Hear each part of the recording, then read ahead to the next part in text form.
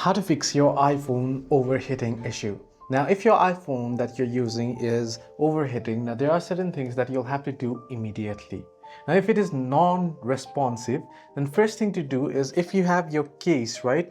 So you can see I have this case. Now, what you want to do is you want to remove your case immediately. So remove your iPhone case immediately. This allows better heat dissipation. Similarly, unplug the phone immediately, especially if charging wirelessly. Now, even if you're charging your iPhone with wire, then you'll notice that when you're charging, your phone gets a bit more heated, your iPhone. So what you want to do is you want to remove the charging, and if you're using wireless charger, even that heats your iPhone even more, so you want to remove it from your wireless charging just in case.